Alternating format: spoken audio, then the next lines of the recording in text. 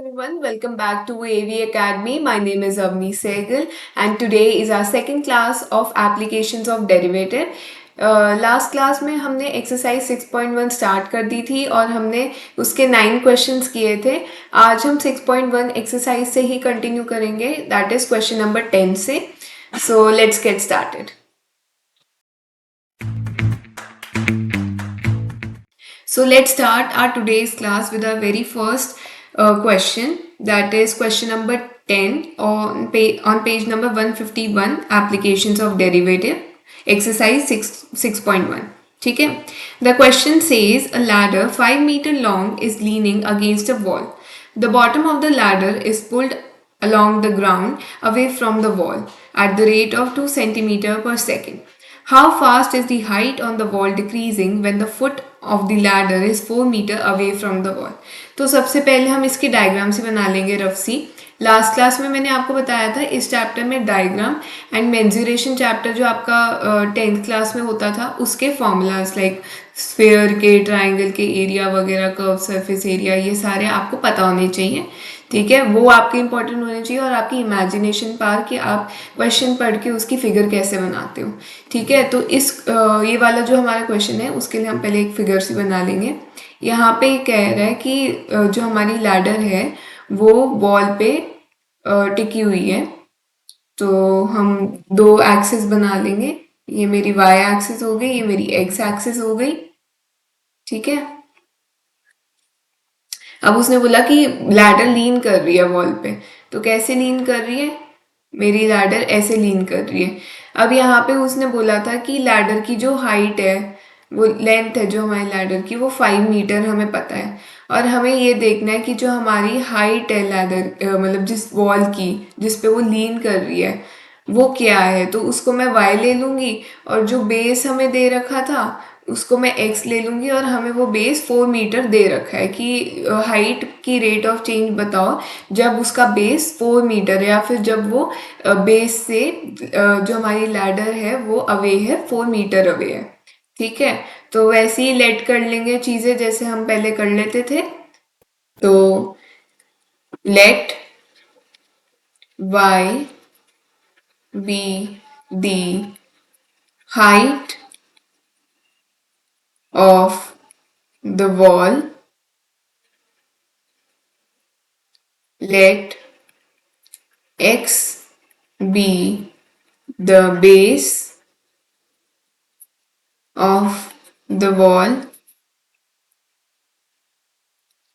To find के हमें करना है, हाइट की रेट देखनी है. तो हमें बेसिकली dy/dt फाइंड करना है. ठीक है ना.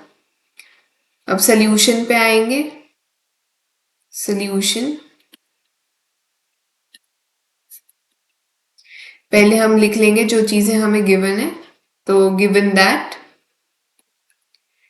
dx/dt हमें 2 सेंटीमीटर पर सेकेंड दे रखा है, बट हमें यहाँ पे सारी चीज़ें ऑलमोस्ट इसके अलावा मीटर में दे रखी है. तो इसको हम मीटर में कन्वर्ट कर लेंगे, दैट इज 0.2 मीटर पर सेकेंड. ठीक है ना. हमें ये दे रखा है x हमारा है 4 मीटर और हमें dy/dt ढूंढना है. और हमें ये भी दे रखा है कि जो हमारी ये लैडर की लेंथ है, लैडर की लेंथ हमें 5 मीटर दे रखी है. ठीक है ना, इसको भूल मत जाना. तो अब हमें y ढूंढना है, हमें y भी गिवन नहीं है तो y तो ढूंढना पड़ेगा. तो बाय यूजिंग पाइथागोरस थ्योरम हम इससे y निकाल सकते हैं, है ना. तो by using Pythagoras theorem x square plus y square equals to 25. X square यहाँ पे कितना है 4, तो 16 plus y square equals to 25. तो y हमारा कितना आ गया 3. मिल गया सबको y कितना रहा, y हमारा 3 मीटर. तो अब y हमें मिल गया. अब using the above equation again, ये यूज करके हम dy बाई डी टी भी निकाल सकते हैं, है ना। तो x square plus y square equals to 25।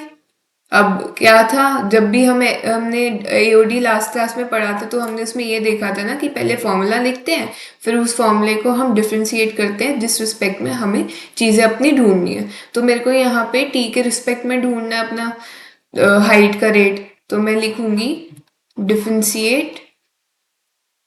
Differentiating both the sides with respect to t, we get 2x dx by dt plus 2y dy by dt। और कांस्टेंट का derivative क्या होता था? 0। तो यहाँ से 2 कॉमन लेके यहाँ डिवाइड में चला जाएगा तो वो खत्म हो जाएगा। x की वैल्यू हमें 4 दी गई है, dx by dt की वैल्यू हमें 0.02 दी गई है, और y की वैल्यू हमें 3 दी गई है। dy by dt हमें फाइंड करना है, तो इसको हम सारा इस साइड लेके चले जाएंगे, ठीक है ना। तो हमारा dy by dt क्या आ जाएगा? Correct, -0.08 divided by 3। यहाँ पे माइनस आया है, ठीक है ना, इसको मीटर पर सेकंड में भी लिख दो, और अगर सेंटीमीटर पर सेकंड में निकालना हो तो इट इज -8/3 सेंटीमीटर पर सेकंड। अब ये देखो यहाँ पे आगे माइनस है, अभी तक के जितने भी क्वेश्चन में हमारा माइनस नहीं आया था, घबरा मत जाना कि माइनस आ गया। यहाँ पे क्वेश्चन में ही दिया हुआ है कि how fast is it's height on the wall decreasing, ठीक है ना।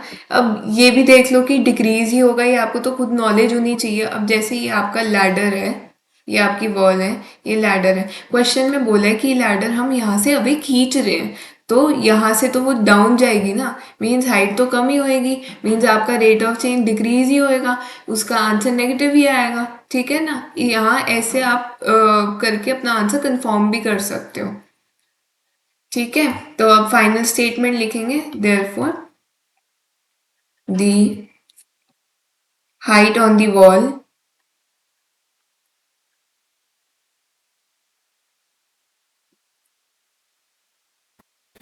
is decreasing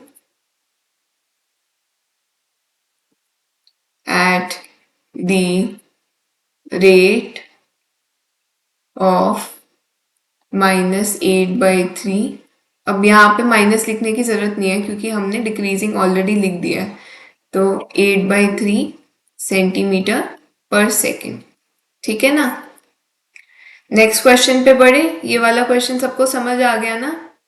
तो let's move on to the question number 11। Question number 11 says a particle moves along the curve 6y equals to x cube plus 2.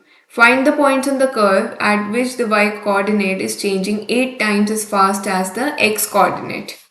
ठीक है, तो सबसे पहले तो हम अपने पॉइंट्स लेट कर लेते हैं।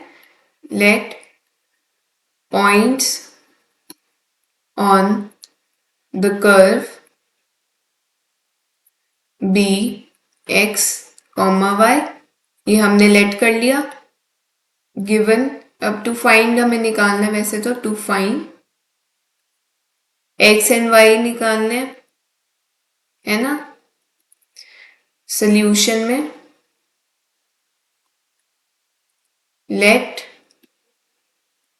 नहीं, गिवन, पहले हम गिवन लिखेंगे। Given that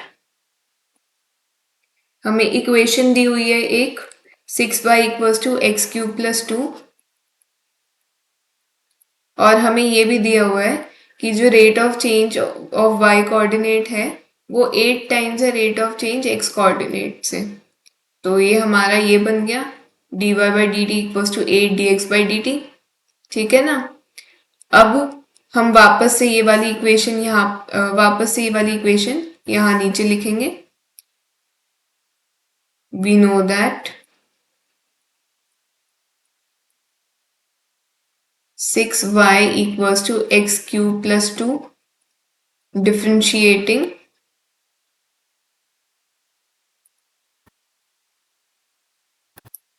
both the sides with respect to t we get 6। तो ये हो गया हमारा 6 dy by dt equals to 3x² dx by dt, और कांस्टेंट का डेरिवेटिव क्या होता है 0। ठीक है ना। अब dy by dt को हम पुट कर सकते हैं 6 इंटू 8 dx by dt से, क्योंकि हमें ये क्वेश्चन में गिवन है। ये हो गया 3x² dx by dt। इसका हम रीजन यहाँ पे लिखा देंगे given in the question. Given की सारी चीजें हमने ऊपर लिखी हुई है, तो यहाँ दोबारा लिखने की जरूरत नहीं है। तो यहाँ से 3 इंटू 2, तो ये हो गया 16, और dx by dt भी कट गया। 16 इक्वल्स टू x²। अब यहाँ पे x² है, हम उसका रूट करेंगे तो हमारे पास दो वैल्यूज आएंगी, one in the positive and the one in the negative. ठीक है, दोनों वैल्यूज लेनी है, केसेस होंगे इसके। ठीक है, तो x की वैल्यू हम आ गई, x इक्वल्स टू -4 एंड +4। ठीक है ना। तो अब case 1, when x equals to -4। ठीक है, तो 6y इक्वल्स टू x³ + 2 थी हमारी इक्वेशन। यहाँ पे x की वैल्यू में हम पुट कर देंगे -4, और फिर हमारी y की इक्वेशन आ जाएगी। ठीक है ना। तो 6y इक्वल्स टू, ये हो गया -64 + 2, 6y इक्वल्स टू -62, ये 3 पे कटा, 3 1, y इक्वल्स टू -31/3। तो एक पॉइंट हमारा हो गया -4, -31/3। दूसरा हम केस लेंगे, case 2, when x equals to +4।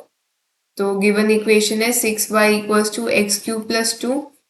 यहाँ पे x की वैल्यू पुट कर देंगे, 6y equals to 64 + 2, y equals to 66/6, तो y इक्वल्स टू 11। ठीक है, तो हमारा पॉइंट आ गया यहाँ पे 4, 11। तो अब हमें क्वेश्चन में फाइनल क्या था, find the points on the curve at which y coordinate is changing 8 times as fast as the x coordinate. Therefore the coordinates where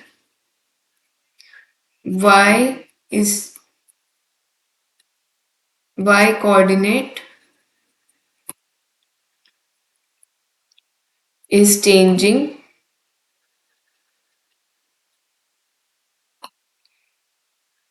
8 times as fast as x coordinate is -4, -31/3 and 4, 11। ठीक है, तो बढ़ते हैं हम अपने next question पे। Next question, question number 12। Question number 12 says the radius of air bubble is increasing at the rate of 1/2 centimeter per second. At what rate is the volume of the bubble increasing when the radius is 1 centimeter? ठीक है, तो पहले चीजें हम late कर लेंगे। Let R be the radius of the bubble.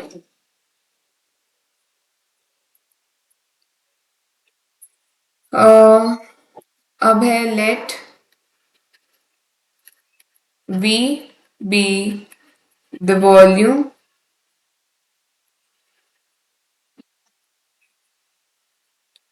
of the bubble। यही दो चीजें हमें लेट करनी है, अभी हमें फाइंड करना है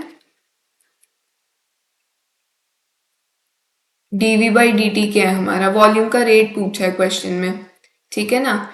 dv by dt क्या है, तो हम सोल्यूशन में पहले हम अपने गिवन वाली चीजें सारी लिख देंगे। तो given that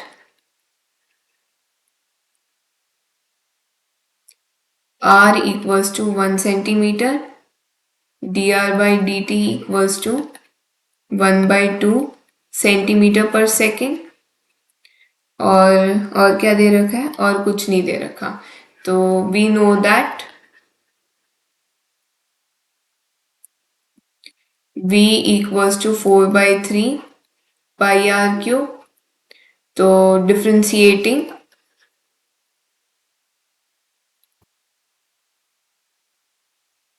both the sides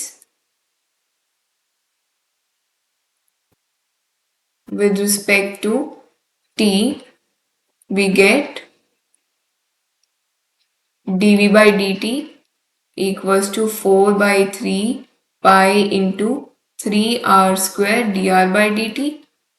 3 cancel हो गया यहाँ से, तो हमारा आ गया 4 पाई इंटू आर, हमें 1 दे रखा है, और D R by d T 1/2, तो यहाँ से कैंसिल हो गया, तो ये हमारा आ गया 2 पाई सेंटीमीटर क्यूब पर सेकेंड। ठीक है, समझ आ गया सबको। अब हम इसकी फाइनल स्टेटमेंट लिख देंगे। Therefore the volume of the bubble is increasing at the rate of 1 to pi centimetre cube per second. ठीक है, आ गया सबको समझ में ये वाला क्वेश्चन। नेक्स्ट क्वेश्चन पे बढ़ते हैं, क्वेश्चन नंबर 13। ठीक है, question number 13 says a balloon which always remains spherical has a variable diameter of 3/2 into 2x plus 1. Find the rate of change of its volume with respect to x. x के ही respect में ढूंढना है, तो चलो लिख लेते हैं। let d be the diameter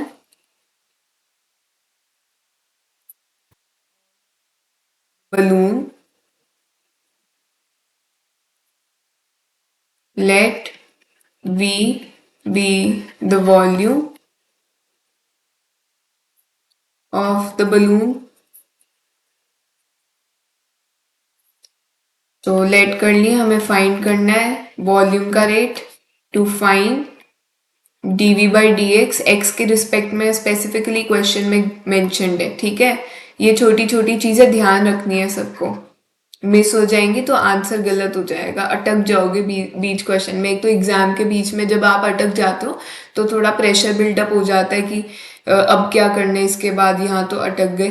तो अगर कोई भी आप एग्जाम के बीच में क्वेश्चन में अटक रहे हो ना, tend to repeat the question from starting. उसी क्वेश्चन में गलती मत ढूंढने लग जाना, गलती नहीं मिलेगी, गलती मिलनी इज़ वेरी मुश्किल एग्जाम के बीच में। ठीक है ना, एक बार क्वेश्चन क्या चाहता है, 3-4 लाइन नहीं तो दोबारा लिखनी है, कुछ नहीं जाता।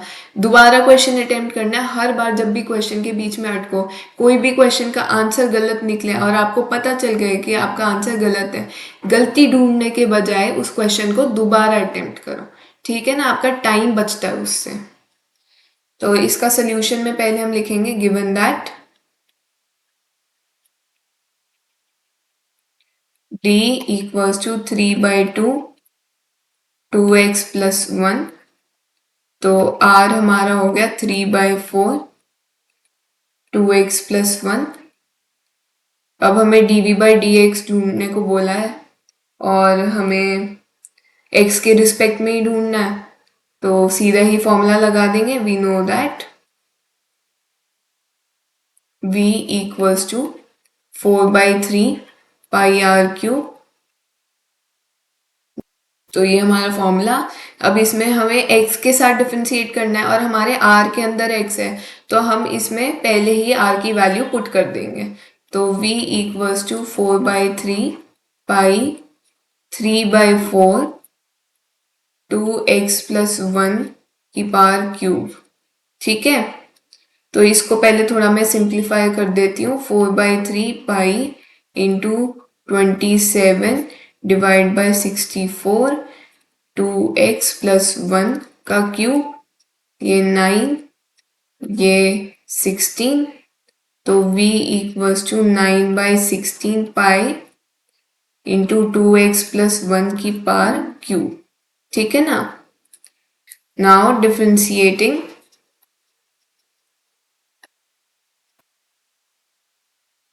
both the sides with respect to x, we get dv by dx equals to 9/16 pi into 3 2x plus 1 का स्क्वायर इंटू 2। ये 8 से कट गया तो dv by dx हमारा आ गया 27 पाई 2x plus 1 का स्क्वायर। ठीक है, ये हमारा फाइनल आंसर हो गया। सिंस हमें x की कोई वैल्यू नहीं दे रखी यहाँ पे हम कोई पुट कर सके, तो ये हमारा फाइनल आंसर। स्टेटमेंट लिख देंगे, therefore volume of the balloon is increasing at the rate of 27 pi 2x plus 1, 27 pi by 8, 2x plus 1 whole square unit cube by unit. ठीक है, ऐसे लिख सकते हो इसको, वरना आप विदाउट यूनिट भी इसको छोड़ सकते हो सिंस हमें यहाँ पे कोई यूनिट गिवन नहीं है। ठीक है ना, तो ये आपका फाइनल आंसर। नेक्स्ट क्वेश्चन पे बढ़े। समझ आ रहा है ना सबको? डाउट्स होंगे आपके कोई भी तो कमेंट सेक्शन में जरूर बताते रहना। ठीक है, तो बढ़ते हैं नेक्स्ट क्वेश्चन पे। Question number 14। क्वेश्चन नंबर 14 हमें पूछ रहा है, sand is pouring from a pipe at the rate of 12 centimetre cube per second. The following sand forms a cone on the ground in such a way that the height of the cone is always 1/6 of the radius of the base. How fast is the height of the sand cone is increasing when the height is 4 centimeter? पहले हम इसकी एक figure सी बना लेंगे। इस बार figure आप भी बनाएंगे और मैं भी बनाऊंगी।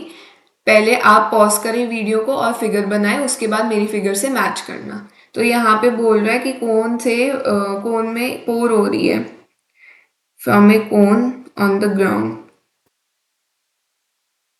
मतलब एक पाइप से हमारी सैंड निकल रही है यहाँ से और वो एक कोन की फॉर्म में इकट्ठी हो रही है एक जगह। ठीक है, ये हमारा कोन की फॉर्म में ऐसे सैंड इकट्ठी हो रही है। ठीक है, तो हमने ये पूछा है कि how fast is the height of the cone, height of the sand cone is increasing when the height is 4 centimetre. हमें मतलब इसकी हाइट की इंक्रीज की रेट ढूंढना है। ठीक है, तो ये तो हमारी फिगर हो गई, ये हमारा कौन सा हो गया, ये यहाँ से डॉटेड लाइन से मैं कौन दिखा देती हूँ। ठीक है ना, तो हम चीजें पहले लेट कर लेंगे। Let h be the height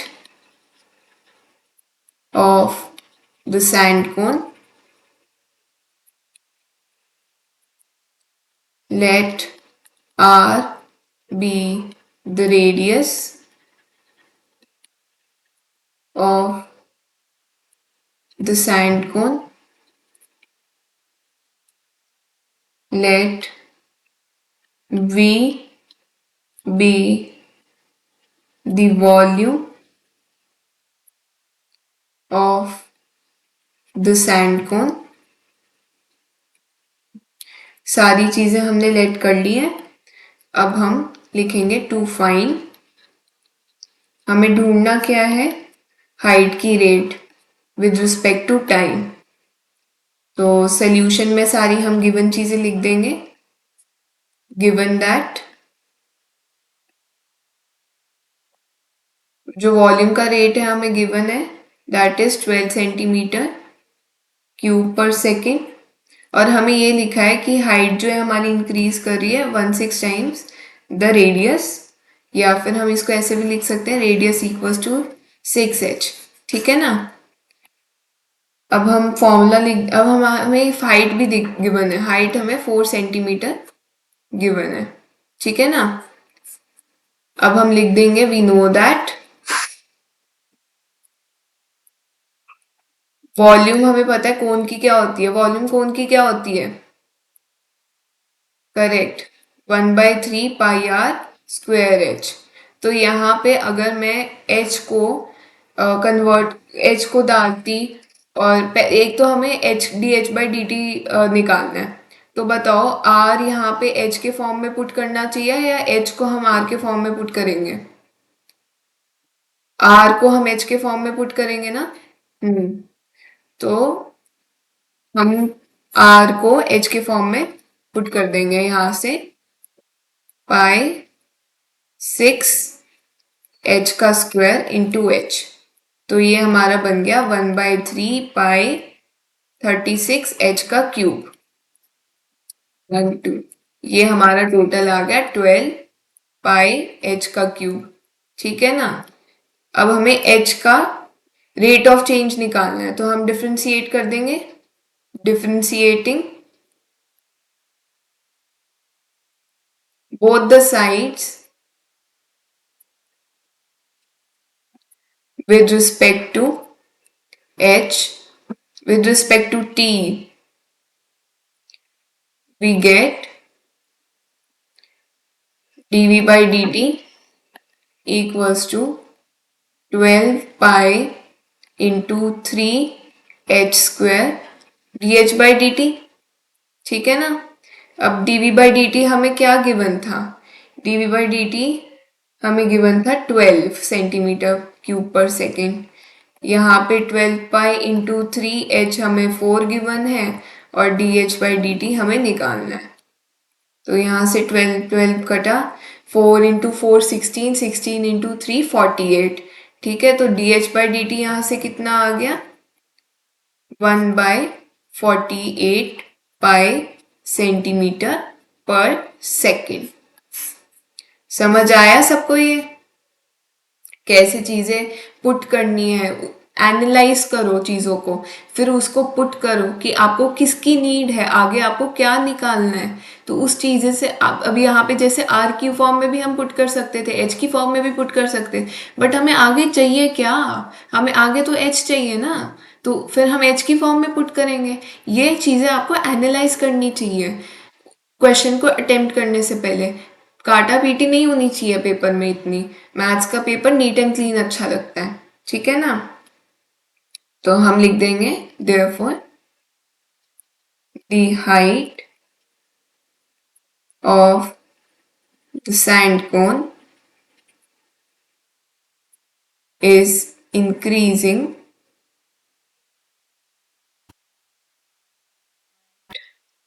the rate of 1/48 pi centimetre पर सेकेंड। ठीक है, नेक्स्ट क्वेश्चन पे बढ़े। Question number 15, question number 15 and question number 16 हमारा एग्जाम्पल नंबर 5 और 6 से मैच करता है। तो क्या मैं ये दोनों क्वेश्चंस आपको होमवर्क में दे दूं, होमवर्क में कर देते हैं ये वाले क्वेश्चन। क्वेश्चन नंबर 15 होमवर्क में है, एंड क्वेश्चन नंबर 16 भी हमारा होमवर्क में है। ठीक है, ये रिपीटेड क्वेश्चंस है, तो ये तो आप सॉल्व खुद ही कर सकते हो ये वाले। मैं आपको थोड़ा सा बता देती हूँ फिर से ये सॉल्व कैसे करना है। हमें टोटल कॉस्ट, हमें यहाँ पे बोला है total cost in rupees associated with the production of x units of an item is given bye, यहाँ पे इक्वेशन दी हुई है, और हमें मार्जिनल कॉस्ट फाइंड करना है 17 यूनिट्स का। जो एडिशनल 17 यूनिट्स हैं। तो इसको हम कैसे करेंगे, ये जो हमें सी में इक्वेशन दी हुई है उसको हम एक्स के रिस्पेक्ट में डिफ्रेंशिएट करेंगे, देन उसके बाद हम एक्स की वैल्यू को 17 लिख देंगे और हमारी जो कॉस्ट आएगी वो हमारी मार्जिनल कॉस्ट होगी। ठीक है ना। ऐसी हमारा जो 16 क्वेश्चन है उसमें है बोला गया है कि the total revenue in rupees receive from a sale of x units of a product is given by, equation दी हुई है और हमें मार्जिनल रेवेन्यू निकालना है व्हेन एक्स इक्वल्स टू 7। तो हम आर एक्स को डिफ्रेंशिएट करेंगे एक्स के रिस्पेक्ट में और उसके बाद एक्स की वैल्यू को 7 कर देंगे तो हमारी मार्जिनल रेवेन्यू आ जाएगी। अब इन दोनों क्वेश्चंस में ना जो मेन चीज़ जहाँ पे बच्चे अटकते हैं वो एक्स की वैल्यू पुट करने के बाद अटकते हैं उसकी कैलकुलेशन में, क्योंकि यहाँ पे डेसिमल में चीज़ें दी होती है या फिर कई बार बड़ी कैलकुलेशंस हो जाती है, तो उसमें आपको मेनली ध्यान रखना है। बाकी ये तो बहुत ही ईजी क्वेश्चन है, ये आपसे गलत हुए तो you need to look upon your calculation skills. ठीक है ना, वो आपकी थोड़ी वीक रह गई है। मतलब अगर आपकी कैलकुलेशन में दिक्कत हो रही है, 12th क्लास में आ गए हो, अब तो कैलकुलेशन स्ट्रांग होनी चाहिए, इतनी छोटी आपकी मिस्टेक्स नहीं होनी चाहिए। ये आपके फॉर्मूले आपको सारे रटे होने चाहिए, जितने भी आपके सरफेस एरिया के फॉर्मूलेज हैं ये आप तो 10th में करके आए हो, तो ये चीज़ें आपको याद रहनी चाहिए और कैलकुलेशन आपकी स्ट्रांग होनी चाहिए। ठीक है, कई बार तो माइंड में ही कैलकुलेशन हो जाती है सारी, ऐसी स्ट्रांग रखो अपनी। तो आगे हम बढ़ते हैं क्वेश्चन नंबर 17 पे, MCQ based question. Question number 17 says the rate of change of area of a circle with respect to radius r at r equals to 6 centimeter is, हमें रेडियस ऑफ एरिया का rate निकालना है। तो ये MCQ question है। अब MCQ question में सारा तो मैं लिखूंगी नहीं, तो मेरे को पता है a equals to pi r square होता है, डिफ्रेंशिएट करूंगी रेडियस के रिस्पेक्ट में d a by d r, 2 pi r आ जाएगा। रेडियस मेरे को गिवन है 6 सेंटीमीटर, तो 12 पाई सेंटीमीटर स्क्वायर पर सेकंड मेरा आंसर हो गया। तो ये आ गया ऑप्शन नंबर बी। देखा कितना इजी क्वेश्चन है। इसी क्वेश्चन को मेरे को 2 मार्कर में लिखना है तो मैं let wait given to find solution सारा लिख दूंगी। एमसीक्यू बेस्ड क्वेश्चन है, ये भी लिखना नहीं चलेगा। ठीक है, मैं सिर्फ ये लिख के इसमें ये भी पुट नहीं करूंगी, मैं ये भी ना दिखाऊं तो चलेगा, क्योंकि मेरे को तो माइंड में ही करना है ना। मैं तो ये याद रख लूँ कि D a by d are क्या होता है, 2 पाई आर होता है, माइंड में डिफ्रेंशिएट कर लूँ। आर की जगह 6 ही तो लिखनी है, लिखने की भी जरूरत नहीं है मेरे को। अपनी कैलकुलेशंस इतनी स्ट्रांग रखो, थिंकिंग पावर थोड़ी स्ट्रांग रखो अपनी, सारी चीजें आपको फास्ट फास्ट करनी है। बोर्ड में बहुत बड़ा पेपर आता है, इतना टाइम नहीं मिलता आपको इतनी सारी चीजें लिखने का। अगर किसी बच्चे को आदत ही होगी ना इतनी सारी चीजें लिखने की, वो पेपर अपना आधा घंटा पहले भी कर सकता है इतना सब कुछ लिख के भी। ठीक है, तो ये सारी चीजें क्यों, आपकी प्रैक्टिस होनी चाहिए बहुत सारी। तो question number 18, the total revenue in rupees received from a sale of X units product is given by 3x square plus 36x plus 5 marginal revenue when x equals to 15. तो 3x square plus 36x plus 5 rx, r dash x हमारा हो गया 6x plus 36, r dash 15, 6 into 15 plus 36, 6 into 15 क्या होता है, 6 5 30, 6 90 plus 36, ये हो गया हमारा 126 रुपीज। ठीक है, ये ऑप्शन नंबर डी आ गया। ठीक है, सबको समझ आ गया। हमारी एक्सरसाइज 6.1 खत्म हो गई। ठीक है ना, तो नेक्स्ट क्लास से अब स्टार्ट करेंगे, आज के लिए बस इतना ही। ठीक है, तो आज की क्लास हमारी यहीं ख़त्म होती है, हमारा एक्सरसाइज 6.1 ख़त्म हो चुका है। नेक्स्ट क्लास से हम एक्सरसाइज 6.2 से स्टार्ट करेंगे, ये हमारा इंक्रीजिंग डिक्रीजिंग टॉपिक पे है एक्सरसाइज 6.2। ठीक है ना, तो 6.1 आप सब पक्की करेंगे। मैंने आज दो दो क्वेश्चन होमवर्क के लिए भी दिए हैं, वो भी आपको अटेम्प्ट करने हैं। और मेरे को लास्ट क्लास में किसी ने कमेंट सेक्शन में बोला था कि वीडियो समझ, चैप्टर समझ नहीं आ रहा है। ठीक है, क्वेश्चंस अटेम्प्ट नहीं हो रहे हैं। तो बच्चे क्वेश्चंस वीडियो से देख के पढ़ने, मतलब वीडियो से आप जब पढ़ते हो तो उसका एक तरीका होता है, पहले आप वीडियो से समझो उस क्वेश्चन को, फिर खुद अटेम्प्ट करो। ऐसे करते करते एक एक क्वेश्चन समझो, एक एक क्वेश्चन अटेम्प्ट करो और उसको एक रजिस्टर में लिख लो। देन नेक्स्ट डे आप उसको विदाउट सोल्यूशन देखे पूरी एक्सरसाइज खुद अटेम्प्ट करो। जब तक आप खुद के हाथ से अटेम्प्ट नहीं करोगे ना, आपको नहीं आएगा समझ। मैथ्स ऐसी चीज़ है जिसमें प्रैक्टिस की बहुत नीड होती है। आप क्वेश्चन देख लोगे वीडियो पे, कोई आपको सामने क्वेश्चन करते हो, इसका सोल्यूशन बता रहे, समझ लोगे, नो डाउट आपको समझ आ जाएगा, लेकिन आप अटेम्प्ट नहीं कर पाओगे एग्जाम में उसका क्वेश्चन। ठीक है ना? तो एक एक क्वेश्चन समझो, एक एक क्वेश्चन अटेम्प्ट करो, देन अगले दिन उसी एक्सरसाइज को दोबारा करो। मेरी सजेशन यही रहेगी कि अगर आपके वीक टॉपिक्स थोड़े ज़्यादा हैं तो एक एक हफ्ते के गैप में आप वीक टॉपिक्स को भी ना रिवाइज करते रहो। ऐसे उसमें से इंपॉर्टेंट, जैसे हफ्ते में, जैसे अगर आपका मैट्रिसेस चैप्टर सपोज आपका वीक रह गया है और आप अभी आगे चैप्टर्स पे हो, तो आप थोड़े मैट्रिसेस का हफ्ते में बस एक दिन 2 क्वेश्चन उठा लिए, मैट्रिसेस के कर लिए, बस और कुछ नहीं। इससे आपका मैट्रिसेस भी पक्का होता रहेगा, आप बाकी के आगे के चैप्टर भी करते रहोगे आगे। ठीक है ना? तो ऐसे प्रैक्टिस करनी है। बाकी आज के लेक्चर में अगर आपको कोई भी डाउट हो तो मेरे को कमेंट सेक्शन में ज़रूर बताना, मैं उसका रिप्लाई बैक ज़रूर करूँगी। And thank you so much for watching to my video. Please like, share and subscribe to my channel. Until then, see you in the next class. Bye bye.